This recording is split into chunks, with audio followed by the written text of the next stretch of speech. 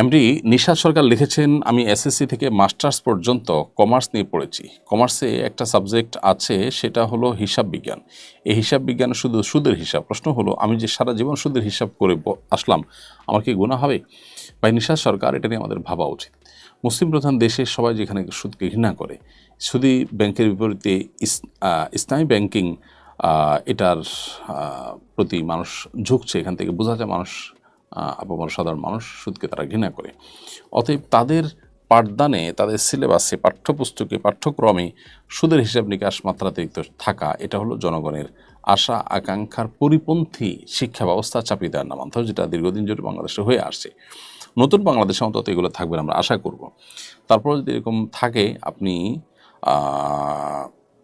সেটা সেই অঙ্ক যদি কষতে হয়, তাহলে আপনি জাস্ট জানলেন যে এভাবে সুদ কষা হয়, জানার জন্য কষলেন, সেটা আপনি দিয়ে বেনিফিট করবেন সেরকম আশাও থাকবেন এবং কাউকে শেখাবেন না। সেই সাথে আল্লাহ তাআলার কাছে ইস্তেগফার করবেন যে আপনার এই অপারগতা সামান্য রুটি রুজির জন্য আপনি সন্দেহের মধ্যে আপতিত হচ্ছে।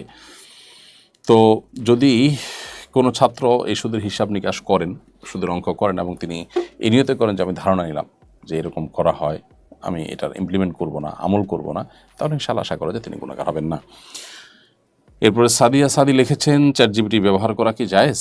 উপকৃত হওয়া যাবে, তবে সেখানকার তথ্যপাত্রের উপরে পরিপূর্ণ নির্ভর করা যাবে না। বিশেষ করে কোনো তথ্য সঠিক দিচ্ছি কিনা, ভুল দিচ্ছি কিনা, এই বিষয়গুলো আমাদের নিরূপণ করা উচিত।